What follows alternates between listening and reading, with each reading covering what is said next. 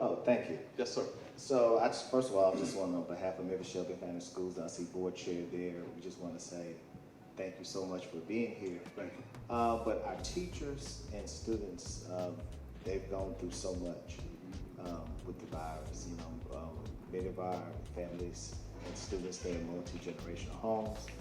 Our teachers are on the front line each and every day, underpaid, but they come every day very courageous and just doing the work, principals and teachers. What words of encouragement can you give our students and our teachers during this trying time? Well, I think first, let me start with the teachers. I wouldn't be here without mine. I'm in the seventh grade. I remember it like it was yesterday. So I come to school and my teacher pulls me aside and said, "Irvin, you want to play basketball, don't you? You want to go to college, don't you?" I said, "Yeah, play." "And then you want to go to the NBA?" "Yeah."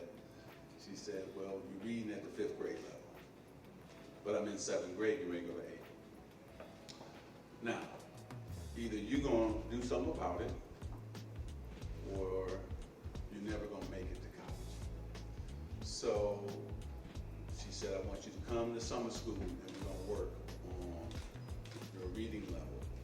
And so that's what I did. When all the other kids were going swimming and hanging and all that, I was on that bus going to school. And then when we got back that school year, reading, I stayed after school, worked on my reading with her.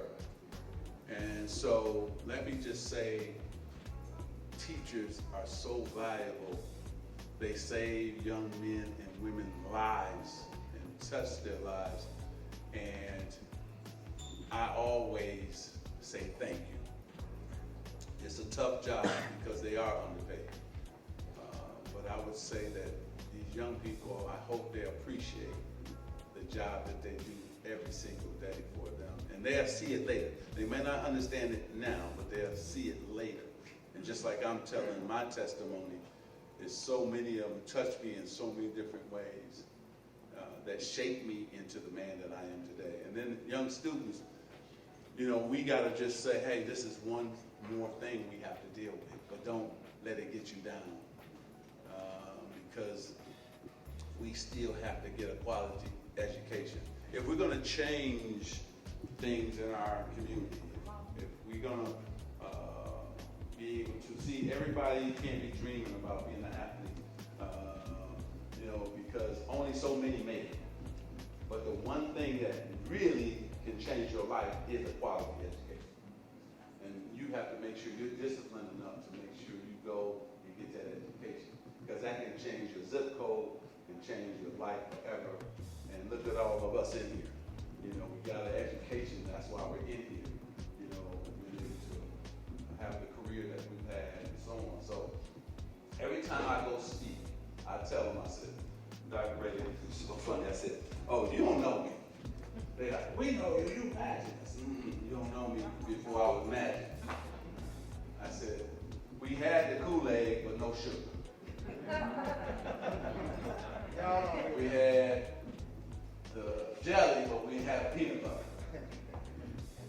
I said, "I was the tallest person out of the 4 brothers, but I was the youngest. Back then, you passed the clothes down." Hold up now. How you gonna pass something to me and I'm taller than you? My mom said, "Oh, you gonna wear them. You don't have no choice." See, I let them know I grew up poor, but I didn't have poor dreams. Yeah. See? Yeah. And I did something about it. So remind them, you may grow up poor, just don't let your dreams be poor. Because you can change everything by being in that classroom and taking care of your business.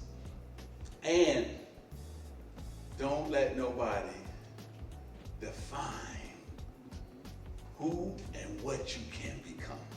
Because that's what happens. When we say in our community, "Oh, I want to be a doctor," somebody say, "Oh, girl, you can't be no doctor." And you start believing that, right? So I didn't let nobody tell me that. I said, "I'm playing in the NBA." "Oh, man, you can't play in the NBA." oh, I'm gonna be in the NBA. And I just kept that focus. I'm gonna be in the NBA. And I'm gonna become a businessman. And so now my friends, when I go back to Lansing, Michigan, Dr. Ray, they said, you kept saying. But if I had to listen to some people, I'd still be back there. Faith must be in what you say. That's right, that's right. So don't get me in front of some young people, Dr. Ray, because I know what to tell them, bro. I know what to tell them.